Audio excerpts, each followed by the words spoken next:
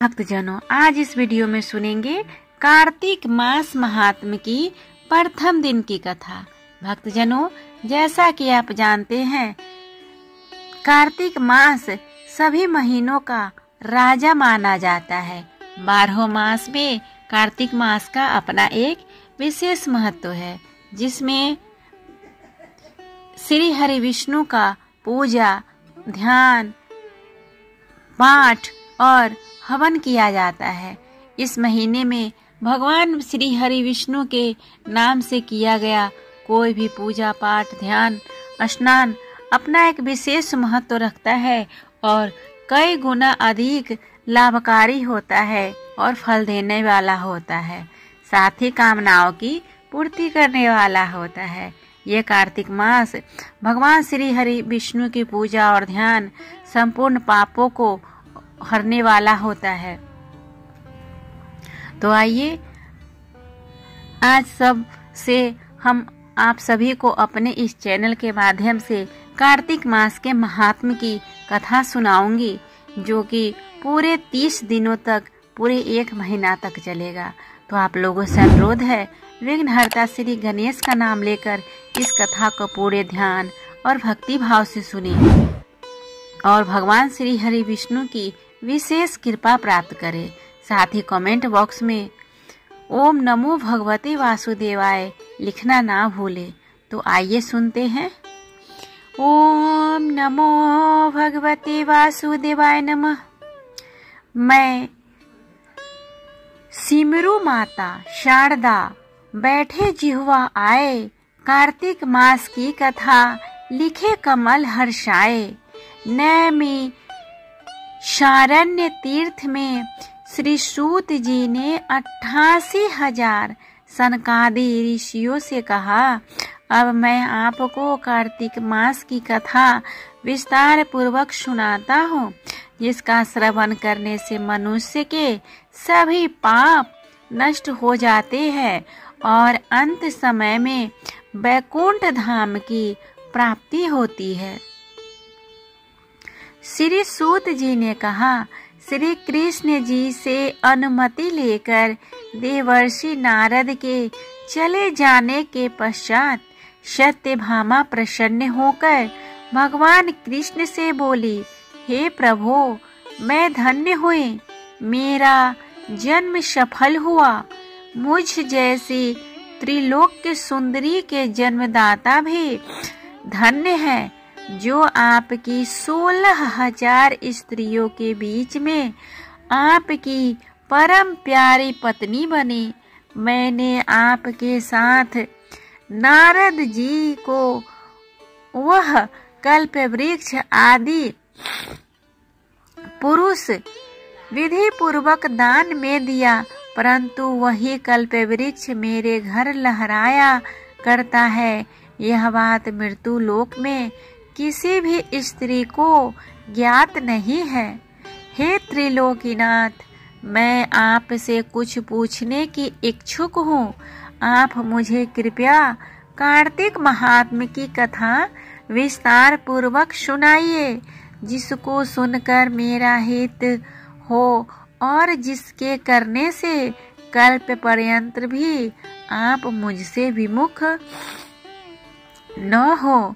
सूत जी आगे बोले, सत्यभामा के ऐसे वचन सुनकर श्री कृष्ण ने हंसते हुए सत्यभामा का हाथ पकड़ा और अपने सेवकों को वहीं रुकने के लिए कहकर विलास युक्त अपनी पत्नी को कल्प वृक्ष के नीचे ले गए। फिर हंसकर बोले, हे प्रभु, 16,000 रानियों में से तुम मुझे प्राणों के समान प्यारी हो। तुम्हारे लिए मैंने इंद्र एवं देवताओं से विरोध किया था। हे कांते, जो बात तुमने मुझसे पूछी है उसे सुनो। एक दिन मैंने तुम्हारी सत्यभामा इच्छा पूर्ति के लिए गरुड़ पर सवार होकर त्रिलोकी नाथ इंद्र लोक जाकर कल्प वृक्ष मांगा।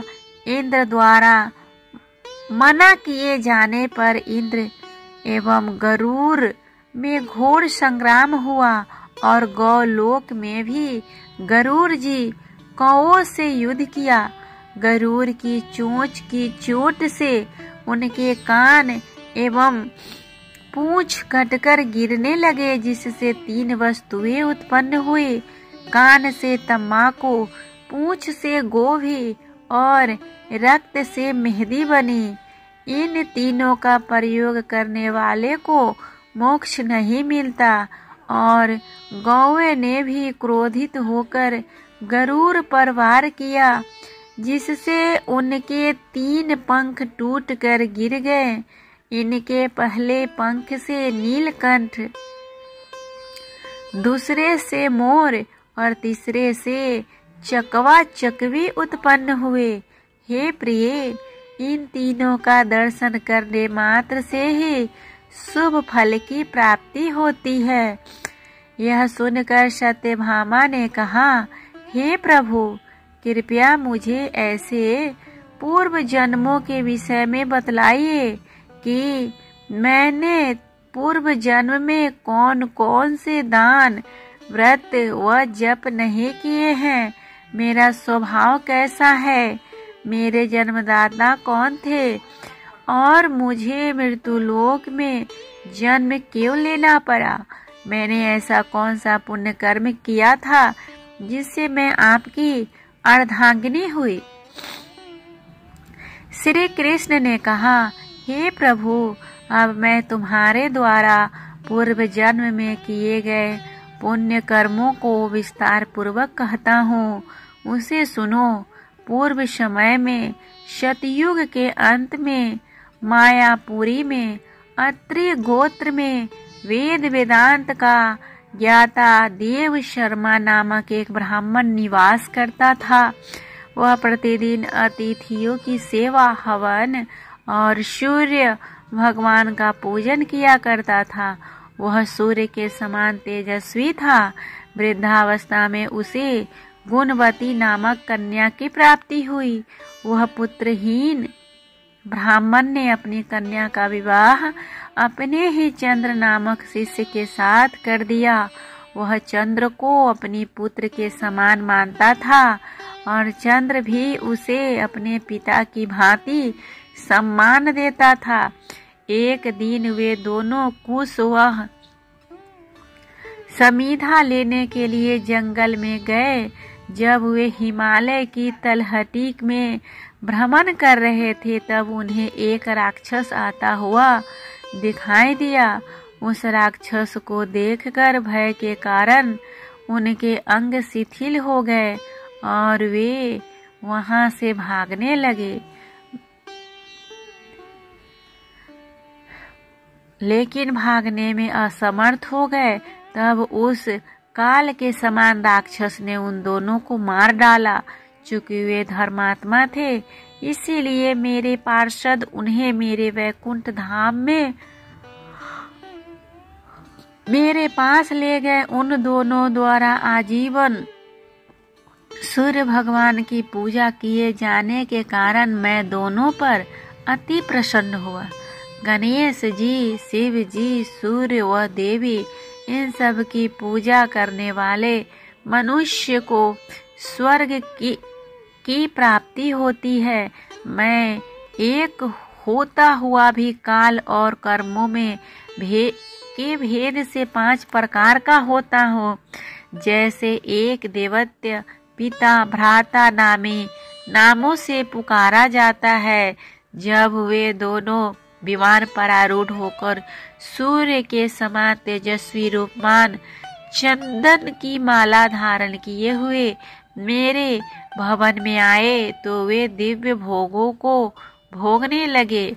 इस तरह हमने इस वीडियो में सुना कार्तिक मास महात्म की प्रथम दिन की कथा। उम्मीद करती हूँ आप लोगों को ये कथा बहुत ही अच्छा लग रहा होगा। अगर अच्छा लगे तो प्लीज कमेंट करके बताएं। और कल इसी तरह हम कार्तिक मास के महात्म के दूसरे दिन की कथा इसी चैनल पर इसी समय सुनेंगे। तो इसी तरह आप मेरे चैनल पर बने रहे। तब तक के लिए भगवान श्री हरि विष्णु आप सभी पे अपनी कृपा बनाए रखे। ओम नमो भगवते वासुदेवाय नमः।